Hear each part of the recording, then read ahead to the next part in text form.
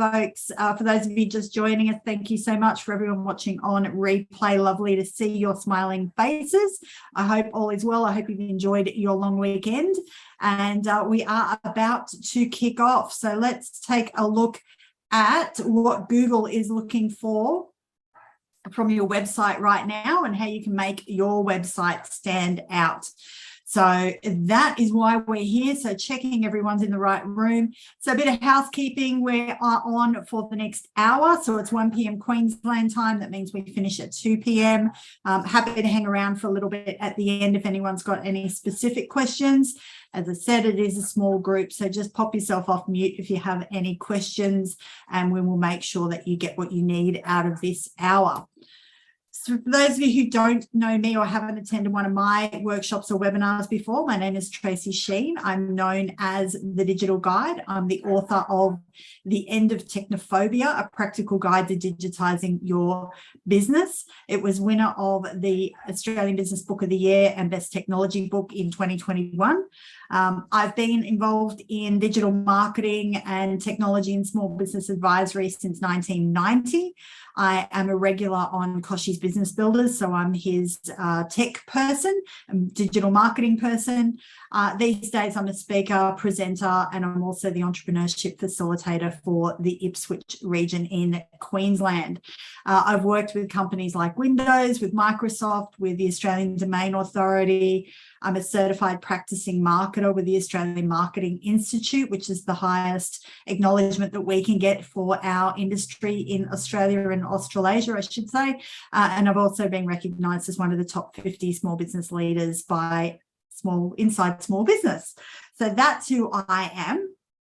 But who you are is really who Google says you are. And that's why we're here today, to have a look at what we can do to improve our website and to be seen better by the Google gods.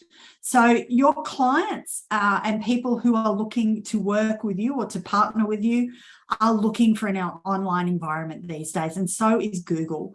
So a few stats here to kind of warm you up that, with the rise of the pandemic, we saw this huge shift to online, and people moved online for the very first time. So there were people who had never purchased through an e-commerce or through an online portal before that were suddenly finding themselves, jumping in online, whether that was for the first time buying groceries, like my parents who were in their 80s.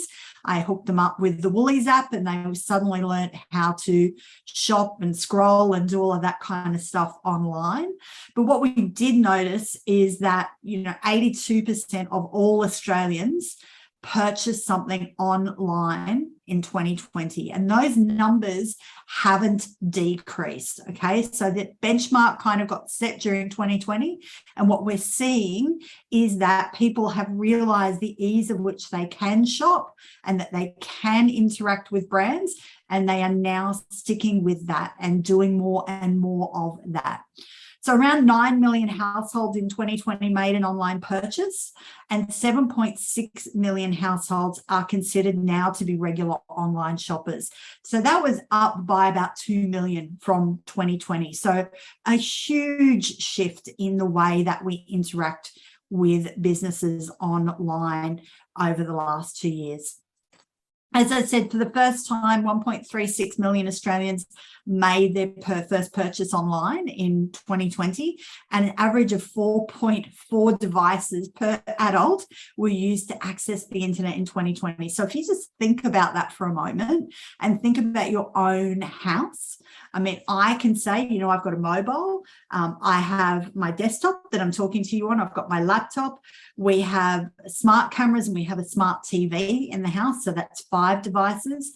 I also have a tablet, so that's 6. When you start to kind of think about the technology that we have laying at our fingertips, it's really easy to see how we kind of average out at that 4.4 devices. So really, really important now that we've kind of come to grips with the fact that the world has changed. We're online, our clients are online, our partners are online, our suppliers are online, and it's up to us to really make the most out of being able to interact and build our brand online. So What makes your website stand out on Google?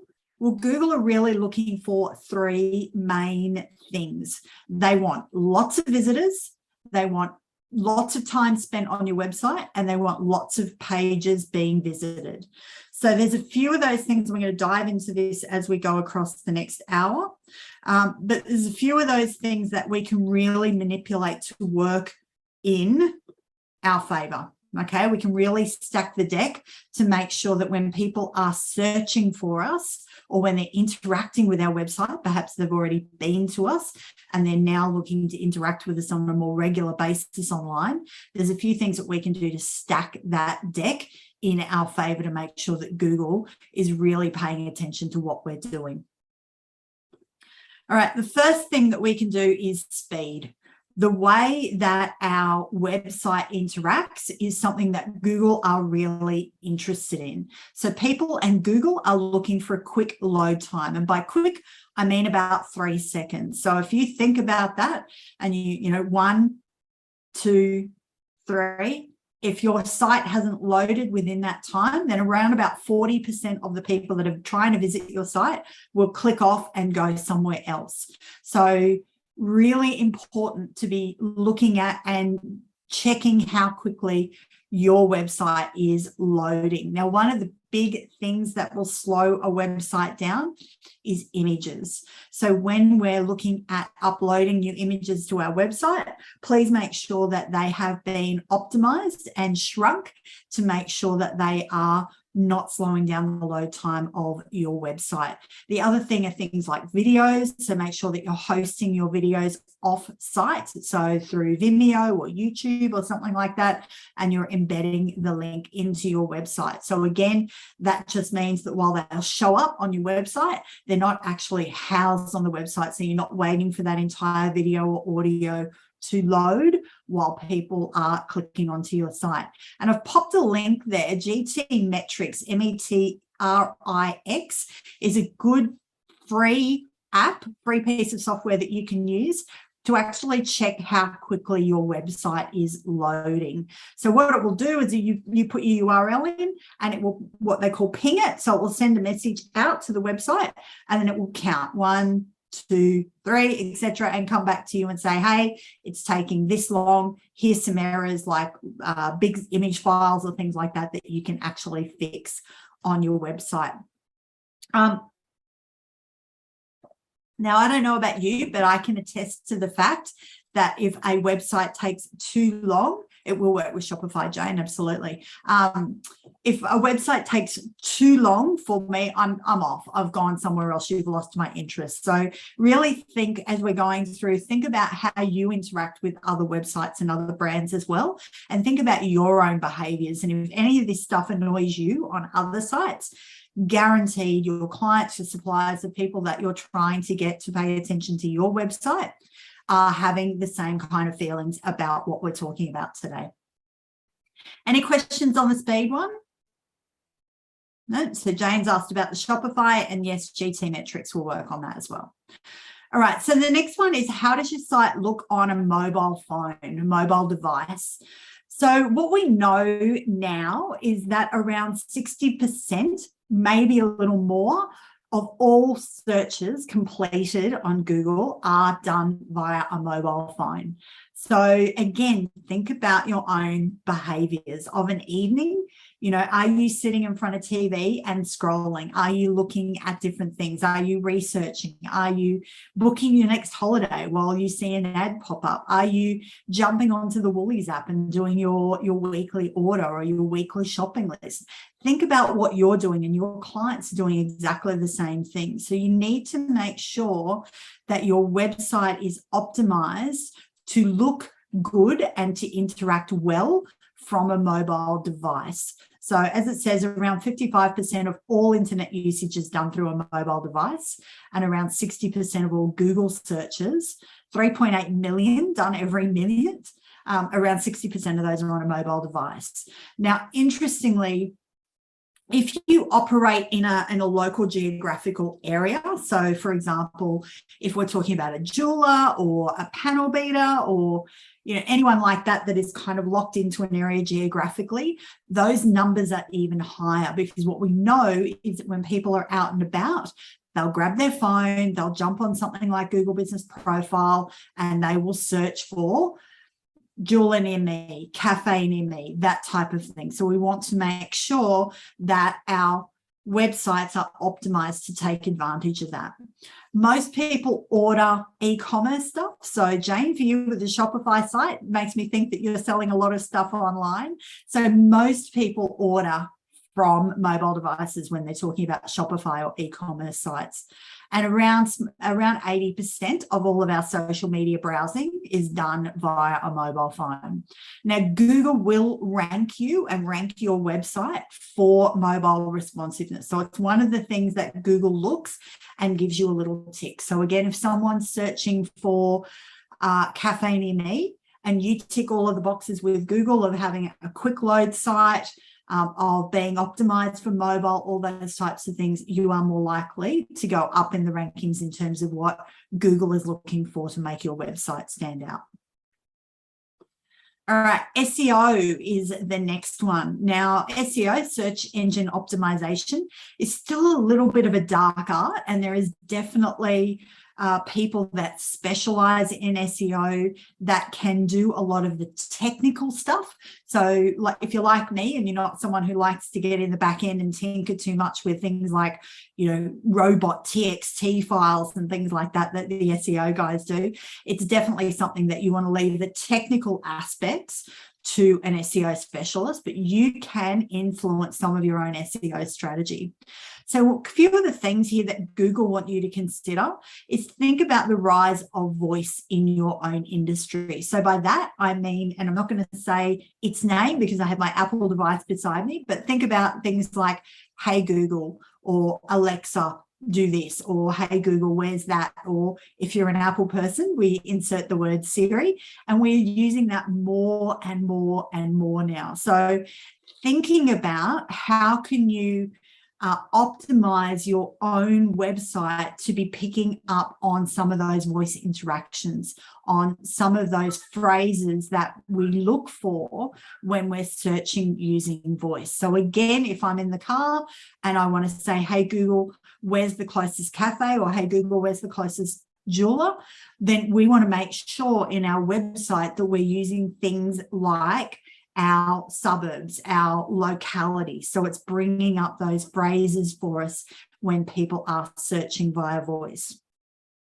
The next really important thing in terms of SEO that we can influence is what we call omni-channel shopping. Now, that means that you want your brand looking the same and interacting the same. So ensuring that you have solutions for everyone, no matter how they're looking to interact with your brand. So whether they want something delivered, whether they want something picked up, whether they want to, drive by, park and come and get what it is that they've ordered from you, making sure that those options to interact with your business in a really easy, no friction way are things that Google likes to take advantage of as well.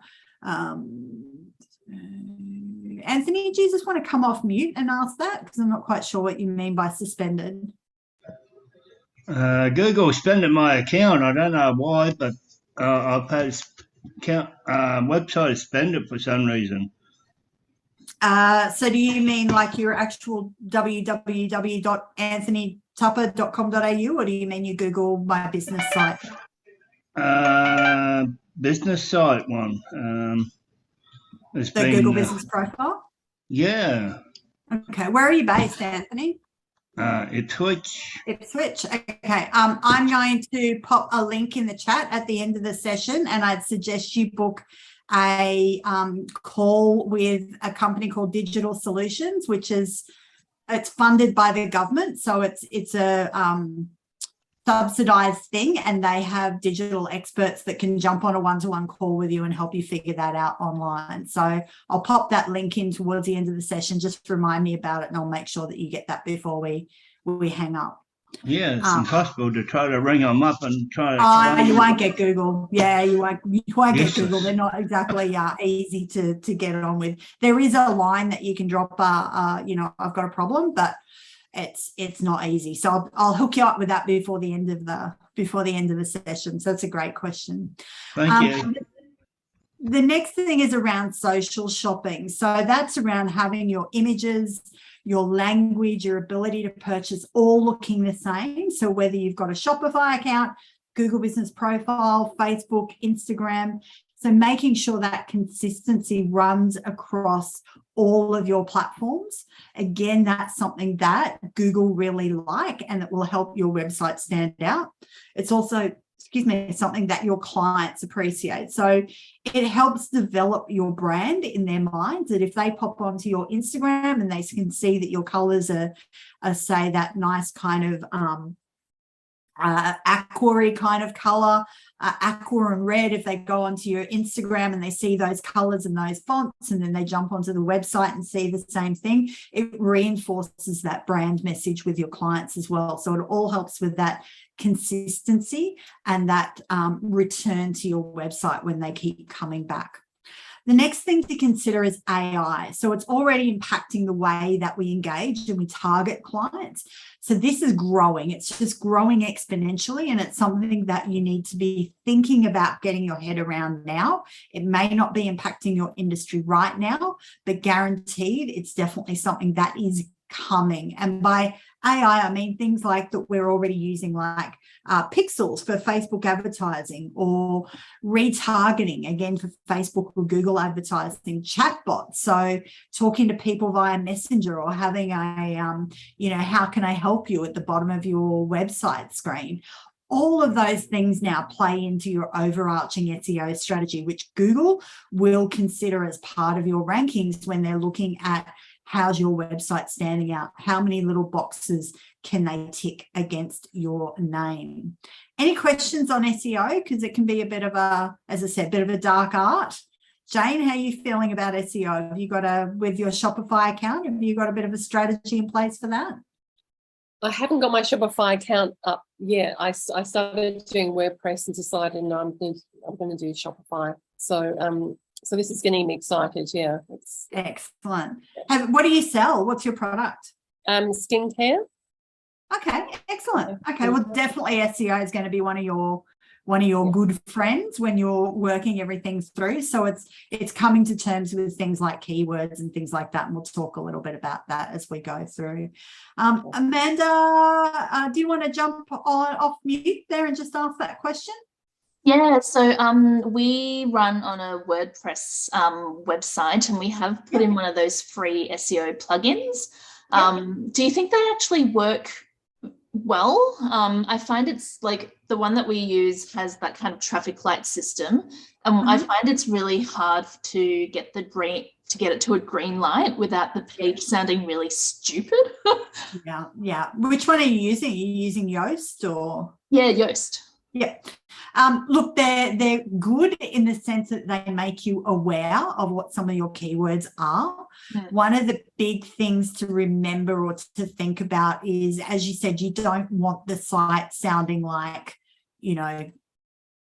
skincare Ipswich, and Ipswich has the best skincare, and you should come and visit our shop in Ipswich because we sell skincare. You don't want to keep saying the same thing over and over and over again, because any client that goes to your website's going to look at it and go, either this person is a robot, or I don't know what's going on with the way they speak. So there is that fine line that you need to walk about making sure that you have your keywords in there without it sounding contrived, because Google will now penalize you for what we call keyword stuffing. So by throwing in those words over and over and over again, Google will actually penalize you for that. So they would rather you write what they call natural language, which is conversational, than stuffing words in. But what Yoast and those types of free plugins will do for you is to at least make you aware that, hey, you've not mentioned your suburbs, or you've not mentioned a product, or your URL for that page is not aligned with what you're talking about. So there are definite benefits.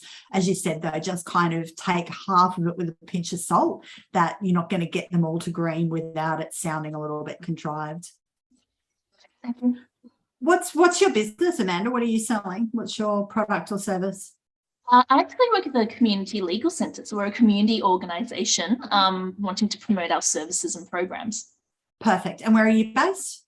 I'm actually Melbourne based. I'm not Ipswich based. Yeah, that's okay. So you would be thinking about, what are the services that you offer, and what you'd be doing when it comes to your SEO per page would be thinking about really targeting down.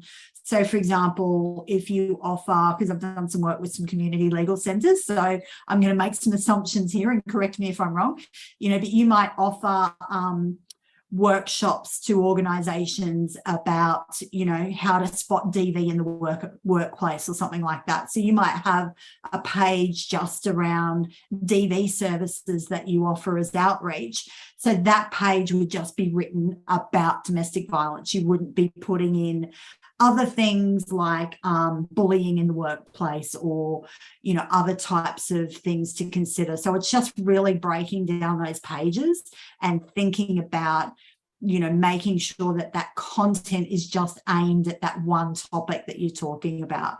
When it comes to your about or your overarching homepage, then you want to make sure that you're getting things in like your suburbs that you work with. So, for example, let's say you work around the Frankston area. I don't know where you're based, but let's say you work around Frankston. You might say, we cover areas from Frankston to Chelsea and out to Dandenong, or, whatever that looks like, making sure that, again, if I'm driving through your area and I'm searching for a community support or something like that, that you're more likely to come up, not someone in Adelaide or New South Wales. Yeah, it's a really good tip about separating things out into individual topics, actually, because at the moment we do just kind of have short paragraphs on each program on like a single page. So even just kind of separating those out, I think, might assist. Yeah, absolutely. And think about them like blogs, right? When you write a blog, you stick to one topic and you go deep. Yep. And that's the type of thing that Google really like, is showing your expertise and authority. We'll talk about that kind of right now. Yep. One of the big things that we can influence. So thank you. You didn't even know you were leading me into that. You've done really well. I should put you on the payroll. So content is 100% king when it comes to our website and making it stand out. So, interestingly, there's been a lot of research around content, and the Content Marketing Institute, if you're interested at all in how to improve your copy for your website, or how to, write better for emails or things like that, definitely Content Marketing Institute is a company that you would want to follow. There's a great book written by the director of Content Marketing Institute called Joe Palooza, called Content Inc. Great book, little heavy going, but really exceptional book in terms of this guy built his entire business by writing content and developing his audience and his community around the content, and then starting to expand product offerings out from there. So great book, really, really good book for helping you kind of get your head around what types of content, etc. So around 70% of businesses that are in the B2B, so business to business, believe that their content efforts are now more successful than they were previous years ago. So we're still seeing this increase in content and educating our audiences and spending time developing blogs or other forms of content as an excellent way to build a community and build an audience that are going to purchase from you. More content on your website means more index pages, which is what we're just talking about, Amanda, which means you appear on more search engine results. So if you ever see the word SERP, that's what that means, search engine result pages. And it's a really big term if you're working with a digital marketing agency or you're looking to try and improve your rankings with Google. You'll hear that phrase come out a lot. And all it means is that you want those individual pages of your website to show up in the search engine. So thinking about breaking down your products and your services into individual pages, and then maybe grouping them together. And I'll show you what I mean by my website, not that it's, by any stretch the perfect site, but just showing you kind of what I mean by that. I'll bring that up for you in a second. Google prioritizes new content. So they don't want your website to go live this week and then that's it. You make no changes, nothing ever happens. It just stays there stagnant for the next 3 years. They want to see you constantly going in and updating a blog or changing a homepage or adding something in. So make sure that as part of your overarching marketing strategy, once a month on average, if you can do it more, but if you can at least do something once a month where you go in and maybe add a blog or tweak a page or add some more content or change something out, Google's really going to like that. It shows them that you are active, that you're trying to get more clients, more eyeballs onto your website, and they will really prioritize that over the weeks and months of your website. Sharing knowledge builds your brand reputation. So Google have this real thing now around content that they call the EAT methodology, which is expertise, authority, and trust. And that's one of the biggest ways that you can create your content for your website to stand out on Google. So expertise, authority, and trust. Just remember EAT, expertise, authority, and trust. So when you're writing content for your website, whether it's a blog, whether it's your homepage, whatever it is, Google is looking for you to prove that you're the expert in what it is that you're creating this content around, to build your authority. So, for example, I can say that I'm Koshi's regular tech and digital marketing commentator. So by having a link to some of the works that I do with Koshi's Business Builder, that's showing Google that I've got some authority to talk about what I'm talking about. And trust. And trust is how many visitors are you getting to the website? So if Google can see that you're building a body of work, that really shows them that you should be fed when somebody searches for, best Australian skincare range, or best aged care skincare range, or, skincare for rosacea or whatever. If you can be developing content around that and you're constantly adding things and building your expertise and authority and trust, that's the type of thing that Google's looking for to help your website stand out. No doubt content helps build an engaged and loyal audience. You may have noticed when you registered for this webinar, I've got another one coming up in, I want to say, a couple of weeks, but bear with me, around how we create content to build a community, and using that content to create our audience and create our community now is one of the best ways to shore up the success and longevity of our business, build resilience in all those types of things. And remember, it's not just blogs now when it comes to content. So think about audio, think about video, think about things like infographics or slide decks. How can you reach different people in different ways? Because adults are just like kids. Not all of us want to read something. Some of us like to watch a video. Some of us like to listen to a podcast. Some of us like to, play with things or touch things. So we're kinesthetic learners. So thinking about different ways that you can take one piece of content and replicate it and create it out across various different ways, different modalities. Remember that YouTube is owned by Google.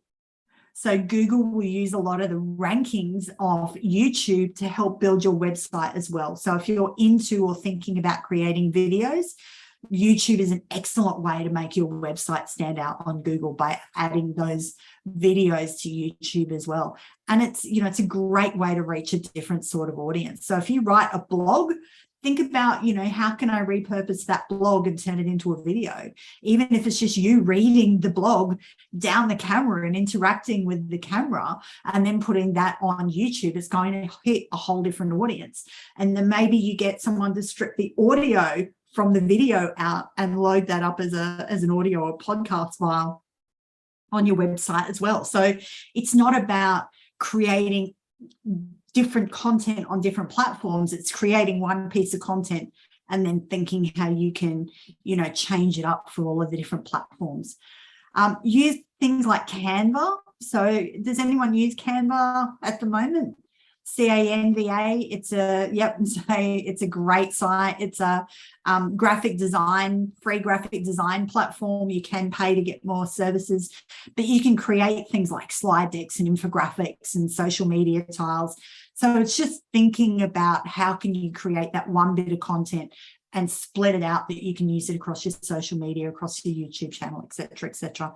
Anything around content, because it's a huge chunk of what Google will look for when it comes to making your website stand out. Anything around, I'm going to come back for a second because I'm going to share my website and show you what I mean at the same time about splitting your content out. So Amanda, this might help make a bit more sense for you. All right, let me just jump on here. Okay, again, not suggesting by any stretch of the imagination that my website is the be all and end all. It's just going to give you an idea. So if you can see under, if I go to, let's say, let me scroll down here. So this is my homepage. So you can see here, I'm kind of saying here's 3 different ways that you can interact with me. Now, if I click on here, this is my Small Business Tech Club. I'm just taking you to a page where all I'm talking about is my tech club. There's nothing else on here. I'm not trying to tell you that, you can buy me one-to-one or I can run a workshop for you or I can do any of that. I'm just saying this is just about the tech club. And you can see in the URL here, so thedigitalguide.com.au/tech club. So I'm telling Google, this is about the tech club. So then as soon as you get into here, the first thing you'll see as you scroll down is the tech club. So I'm not stuffing the word in, but I'm telling you what it is you're getting, and I'm telling Google that this is what I'm telling you and this is what you get. So I'm matching everything side by side for them. So I'm kind of serving it up to Google on a platter and going, this is what I want you to see. This is what I want, clients to see when they land here. The same when it comes to my coaching. It's the same thing you can see here again, /digital coaching. I'm telling Google what this page is about, and then I'm coming in and telling you about the coaching, digital coaching. Here's how it works. I'm kind of outlining that very, very clearly for Google and for the clients. Again, not talking about anything other than just the coaching. So I'm really splitting and separating those pages out to make it very clear to Google that this is what I'm talking about, and just really kind of being quite specific about it. Amanda, does that make sense? Yes, perfect. Thank you. Excellent. Love the graphics as well.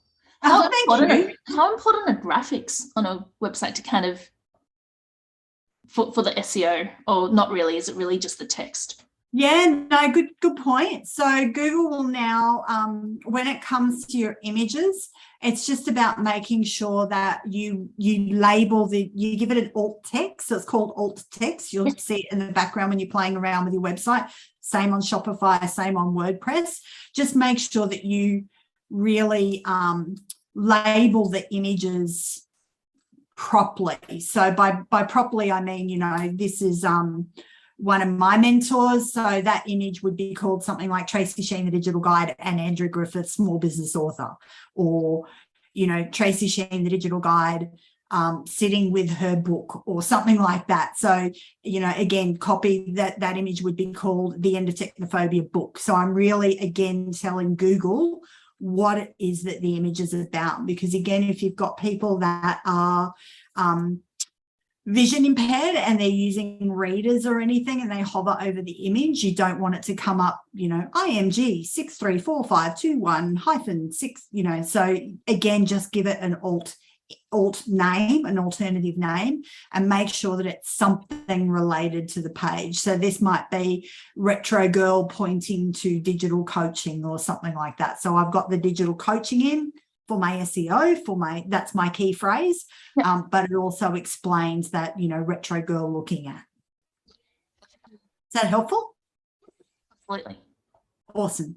Jane, Anthony, any questions on that?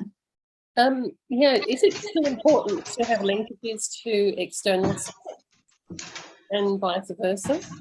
Yeah, 100%, 100%. So I think we talk about that in a second. So it's called backlinking and digital PR. So let me go back to the slides. We're going to talk about Google My Business first. So let's go off. So yes,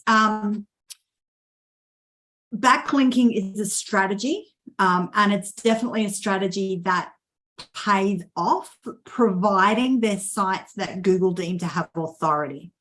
So just linking to a local business directory for the sake of it isn't necessarily going to do the business any good.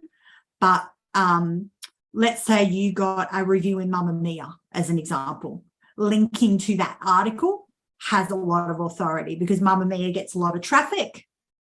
You know, they have a lot of people visit the site, a lot of people read their stuff. So that some of that value rubs off on you. So it's just thinking through, who do I want to be linked with and who do I want to be known, associated, who do I want my brand associated with, and then trying to get links in with them. So the same thing, if like the local chamber of commerce might be a good one for you to backlink to or have a link to you, because they might get a lot of traffic locally or within a region. So it doesn't always have to be someone big like, you know, Channel 9 or Mamma Mia or something like that. It could be someone locally that is still well respected in the community.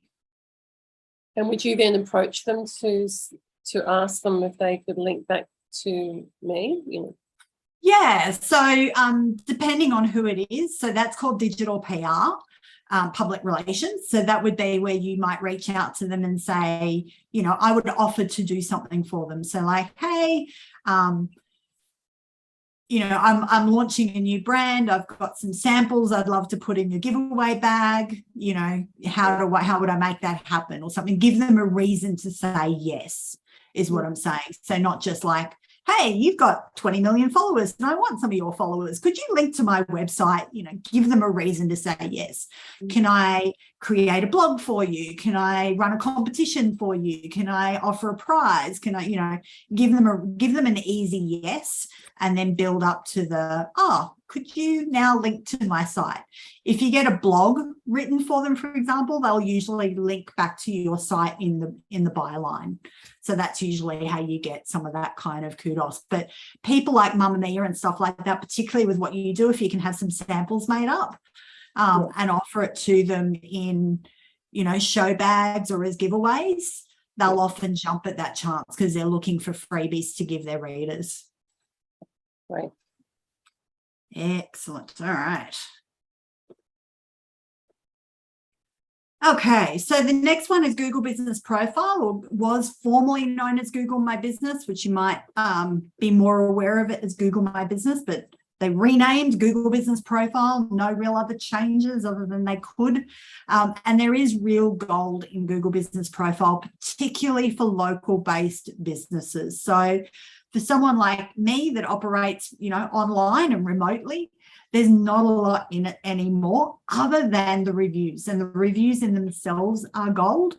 But if you are locally based and you have bricks and mortar, or you have, you know, separate little offices that people can come to and that are going to be searching for you on maps, then you absolutely need to claim your Google Business Profile. 46% of all searches are looking for local information.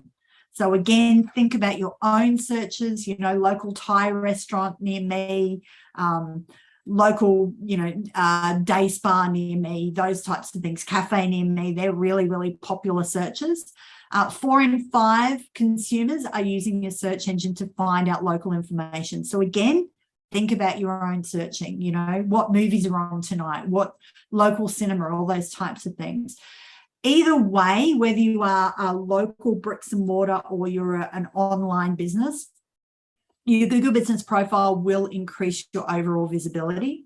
And without it, you won't appear in Google Maps. Now, I choose not to appear in Google Maps because my office is from home, so I have hidden my address. But if that's something that you have a shop front or you have a premises, then you definitely want to list yourself on maps.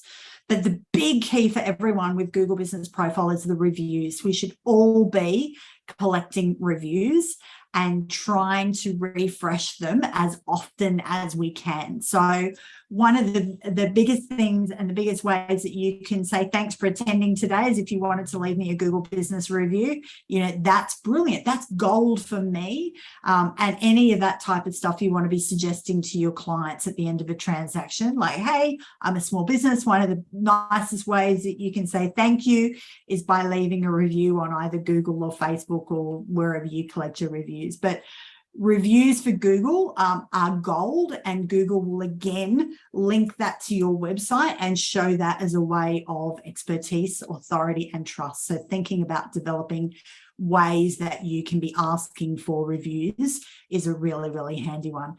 And even Amanda, with what you do with the community organizations, perhaps it's things like asking for reviews around workshops. You know, we recently had these guys in to run a workshop on blah. Really informative, really, you know, practical, whatever. So not necessarily from the clients who may see you one-to-one, but any of the outreach that you do in terms of workshops and things could be an angle that you could get. Yeah, great. We do send out like private surveys, but I think we should make it public as well. So asking them to do the two-pronged thing. Yeah, absolutely. Jane, you can. So Jane's question there was, can you offer a 20% discount on the next purchase for a review? It's definitely a strategy that I see with e-commerce. I'm kind of, I guess I'm a little bit old-fashioned, that I like reviews for the sake of, you know, they've had a good experience. I don't like to feel like I'm trying to buy a review, if that makes sense. But 100%, like I see, I'm sure you've seen it over and over too. It is definitely something, you know, leave us a 5-star review and get 20% off, or get free postage, or get this or get that. You need to figure out what fits with the values and what you want to do with the business. Definitely something you could do to build up those first initial reviews though, then, and can, you know, reconsider what that looks like, you know, in a couple of months' time. All right, so I'm going to share some software that can help you with everything that you're doing in terms of making your business stand out. So the first one is called Hotjar. Now, Hotjar is free. So everything I'm going to talk about is free. Some of them are what we call freemium. So they start free and they go to a paid facility depending on how much you use it or how often you use it. Hotjar actually allows you to understand how people are navigating your website. And by that, I mean, you know, you can see where their mouse is going. You can see little heat maps of where they've been hovering. And it really kind of very easy to connect to the website. It's a very easy way for you to kind of go, oh, okay, so everybody's heading straight over here. Should I have a button here that they click on? Or they're hovering there, but they're not clicking through. So does that mean I need to change the language there? Or is that not enticing enough for them to click on and have a look at? The only thing I will say with Hotjar is it can slow your site down. So when I'm working with clients, I will say to them, connect it for like 30 days, get an idea of what's going on, make any changes, disconnect Hotjar, and then leave it for a few months and then reconnect it for another 30 days and just see what's changing and what's improving. It's not something that I would leave connected to my website, you know, 24/7, 365. The next one is Google Analytics. Everybody should have Google Analytics connected to their website. Everybody. It's free. That's the link. And I'll send you a copy of the slide deck so you'll be able to click on this, or you can Google Analytics if you want to get it done now. And what Google Analytics does is it collects data from your website. So it starts to tell you things like how many people are visiting your website. It tells you things like dwell time, which is how long are they spending on the website. And if you remember right back at the start, we talked about, you know, Google wants to see 3 big things: lots of visitors, lots of time, and lots of pages. So Google Analytics will tell you that. It will tell you that, you know, you've had 10 new people to the website that are all unique visitors. So they're brand new. They're spending 36 seconds on this page. Google are looking for around 3 minutes for somebody to spend on your website. Okay. Anything less than that, You want to be trying to increase content, maybe add a video, do something like that, that's going to increase their dwell time. So if you have a 90-second introduction video, like, hey, I'm Tracy, welcome to the website and the digital guide. I do this, this, and this. Have a look around, shout me in, you know, that can take up half of your dwell time and people just watching that video before they even click around your site. So think about ways that you can use different forms of content to increase the time that people are spending on your website. Number of pages visited. So all of those 3 big markers that Google are looking for, Google Analytics will tell you what's going on. It also identifies trends and patterns. So you can see that, oh, okay, they click on this page and then they go to here. That's kind of interesting, right? So what else do I need to have? Or it'll say to you that, you know, X amount of your traffic is coming from social media, or X amount of your traffic is coming from an email, or whatever that looks like. So really, data is absolute gold, and you can't really make any changes without knowing the data. So attaching Google Analytics, really simple, really free. It is free, not really free. It's free, and it's really, really important for us to have. The other one is Google Search Console. So this is kind of the other side to the coin of Google Analytics, but they're 2 different platforms that you need to connect. Now, what Google Search Console does is it tells you, it allows Google access to have a look through your website. So it's basically like effectively like giving the keys to your website to Google. It says, come on in, have a look around, and then tell me if there's anything wrong. So Google come in, they crawl your website. So they take a look around. They then come back to you and go, yep, there's a couple of errors here. You need to get them fixed. So that's the way that Google connects with us and says, hey, I can't see this page, or that button that you said should be going over here, it's not going anywhere. Can you fix that for me? So it's Google's way of letting you know and troubleshooting any errors that you've got on your website. It'll also tell you which sites are linking to your site. So Jane, to your point about, you know, should I be asking people to link back? It will tell you what other websites are linking back. So it gives you a really good idea of, you know, are they the type of sites that I want connected with my brand, or, you know, how many people are connecting back. Any questions on Hotjar, Google Analytics, or Google Search Console? No, you're very quiet, very respectful bunch. It's nice. All right, let's recap. So we talked about in terms of improving and making your website, you know, stand out to Google. Here's the big things. Traffic, increase your traffic, increase your dwell time, so the amount of time that people are spending on your site, and increase the number of pages visited, and you're going to have Google leading out of the palm of your hands. How do we do that? Making sure that the speed of our website is less than 3 seconds to load, making sure that our website is mobile responsive, so it looks good on a mobile and interacts, it does everything it needs to do. Keeping an eye on our SEO, knowing about our keywords, understanding what people are searching for, our content, making sure that we're refreshing content and we're thinking about different forms of content that we can be adding to the site.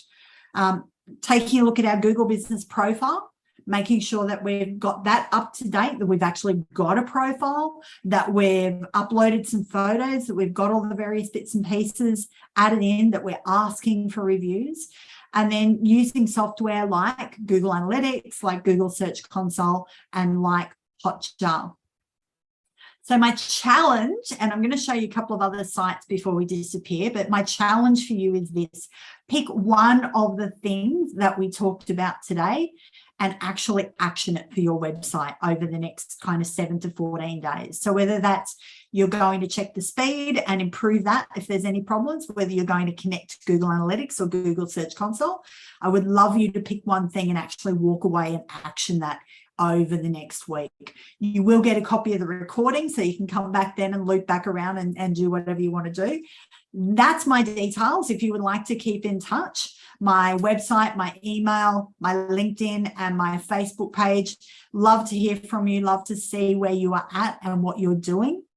So definitely take a copy of that. The other thing I was just going to share with you that I didn't think about in the software when we're talking about content, one of the big things that people often ask is around, how do I know my keywords? How do I know what people are even looking for so I can write content for my business? So I'm going to share with you one of the sites that I use with my clients a lot. Again, this is a freebie. Now, let me just move this out of the way. It's called Answer the Public. Is anyone using Answer the Public at the moment? So it's a freebie. Again, you can go to a paid version if you want to. But what Answer the Public does, apart from have a little robot that interacts with you when you jump on the page. So like it says, discover what people are talking about or asking about. So let's say, Jane, we pop in skincare. Now I'm going to change this from the UK to Australia. And I'm going to hit search. Now what this is doing is this is trawling Google as of today and giving me the questions that people are asking. So if you don't want to, kink your neck trying to find that, just click on data. And then here's a bunch of questions that people are asking. How skincare products are made, how it works, how it improves confidence, what routines, so you'll be able to write some of them off immediately. That's kind of irrelevant. Are skincare products unisex? Might be a good one. What can they cause acne? Can they burn your skin? But that gives you a bunch of ideas that you could be writing content about. Maybe it's a quick social media post. Maybe it's a video. Maybe it's a blog. Maybe it's a whole page for your website. Maybe it's frequently asked questions. But it gives you ideas that you don't have to come up with. So I love this site for that. So just scroll down. Now, you can do so many searches in a month, and forgive me, I can't remember what it is. I think it was 5, maybe more now. But once you've done that search, on the top right-hand side there, you can download that as an Excel spreadsheet. So you can save that and just keep rocking through those, because you're not going to write, 100 pieces of content in a day. Amanda, it's awesome. You're going to love it. So just download the CSV, and then you can come back, in a week and run a different question. So, then it may be, Anthony, what's your business? Let's have a look at something around what you do. Security. Security? Awesome. That's right. So home or business security? Business security. Mm-hmm.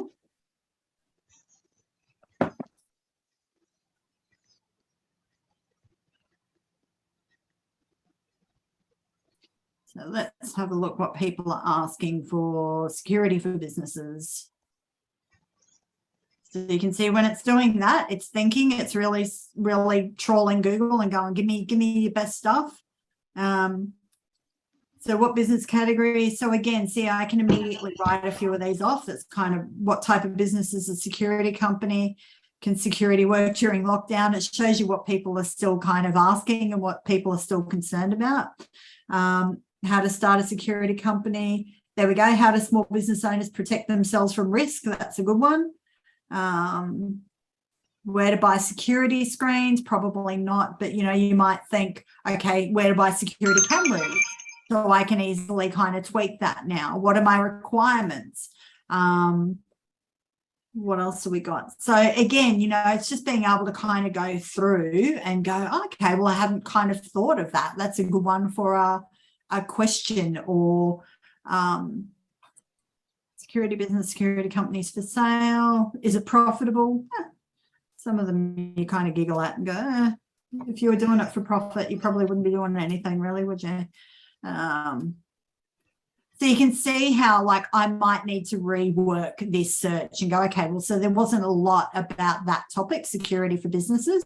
So I probably got that wrong. So maybe I need to come back and go something like how to secure my business, or how to protect, maybe how to protect.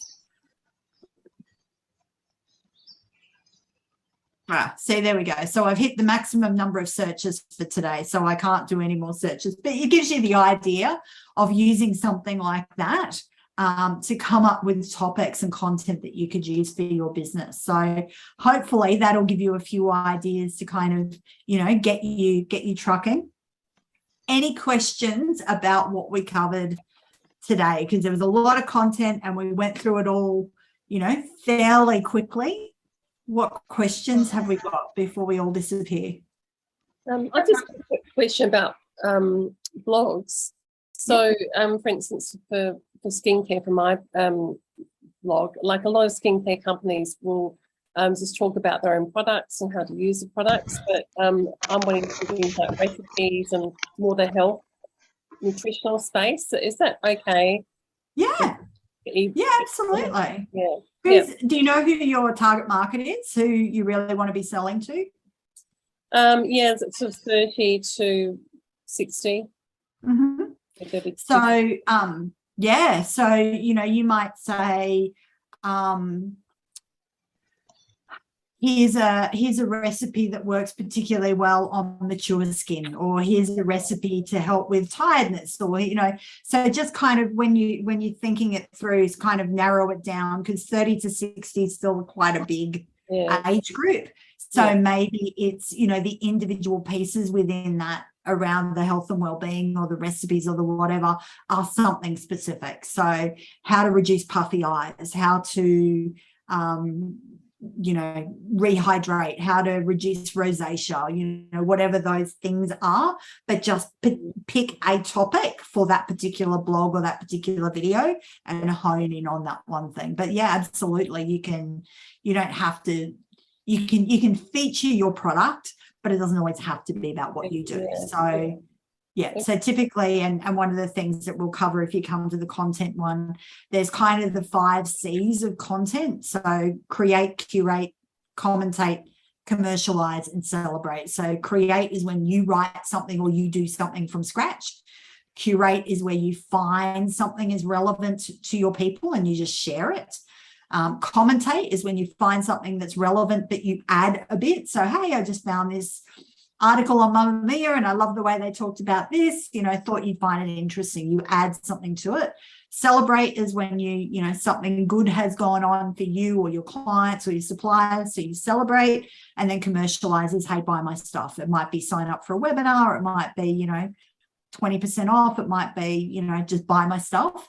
But it's about 1 in 5 that you actually want to try and sell versus any of the others, to build community and things at the same time. Okay, thanks. Excellent. Amanda? Tracy, I just had a question around, I've heard a lot of people talk about Google Tag Manager as something to add onto Google Analytics, and I don't really understand what Tag Manager actually adds. Yeah. Tag Manager is really good if you're going to be running ads, like a lot of ads, and really wanting to narrow down keywords and specifics. For what you're doing, I would suggest it's probably not going to add a whole lot of value. Definitely start and kind of get your head around analytics and search console first. I think I'm just going to mute you, Nate. Definitely get your head around, analytics and search console first. And then if you decide that you want to get into, ads and really kind of drilling down a whole lot more, then Tag Manager would be something I'd add in. But I don't use Tag Manager for the majority of my clients, to be honest.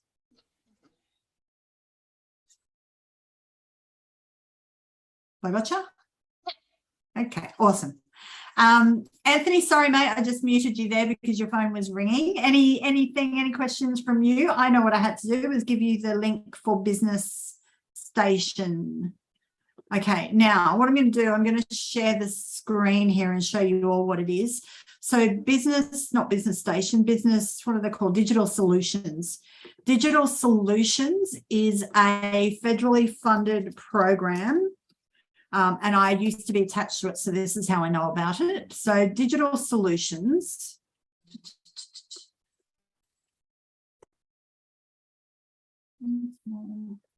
Business Advisory. Here we go. Stopgov.au. Here we go. So it's a federally funded program. It's highly subsidised. So you can access 7 hours of support, and I'm going to pop it into the chat for you for $44. Now, it is Australia-wide, but different advisors service different areas. And what happens is you sign up, you pay $44, you get 3 hours of one-to-one coaching, and then 4 hours of webinars or workshops. So, for example, Anthony, if you reached out, I would suggest you ask for a gentleman by the name of Dante, D-A-N-T-E, Dante St. James. So D-A-N-T-E-S-T-J-A-M-E-S. He is the best advisor that Queensland has on the program. I'm just going to pop his name in the chat for you there as well. So you pay $44, you get 7 hours, but you schedule a one-to-one consult with Dante at a time that suits you, and he'll jump on. You'll be able to share your screen and he'll talk you through fixing that Google Business Profile issue that you've got. So it's really about upskilling you around a particular area. So it might be, I want to learn Facebook ads, or I want to learn Google ads, or I want to understand Google Tag Manager, or I want to learn how to write a blog, or, you know, whatever it is, or I want to get my head around Xero, or, you know, something like that. Then digital solutions will help you do that. So Anthony, that would definitely be who I'd reach out to. Did you get that link out of the chat? Yep. Excellent. And they're a really good bunch of guys. Yeah, Excellent. I don't know why I've been spending it for, but I don't know. No, it's a bit of a weird one, but yeah, definitely. If you've got no joy with them, then just drop me an email, and I'm happy to jump on Zoom and see if I can figure it out with you. But they'll be the best way to. I think it's a little bit of a domain problem. I think it's a bit of a domain problem with Weebly and Google. One site says that my web address is this, and one site says that the web address is this. So there seems to be a conflict there for some reason. Right. That shouldn't affect your Google Business Profile, but who knows? It shouldn't, but that's okay. No, you wouldn't think so. No. Folks, thank you so much for giving me an hour of your time this afternoon. I hope you found that valuable. If you've got any questions, I'm happy to hang around for a few minutes. I'll be the last one out of the room. You will get a copy of the recording over the next couple of days and a copy of the slide deck. And, you know, stay in tune with the other events we've got coming up. As I said, there's one about, you know, building a community. There's a bunch of other ones. I've got a Google Business Profile one coming up. So there's a bunch of other webinars between now and, or online workshops between now and Christmas. And if you are around the Ipswich, Lockyer Valley, Somerset or Scenic Rim region and you want to have a one-to-one consult, then drop me an email and happy to give you a calendar link for that as well, and we can talk about the specifics of your business. So thank you so much for your time. I look forward to seeing you around other webinars, and yeah, hang around if you've got any questions. I'll hang around. Otherwise, enjoy the rest of your afternoon.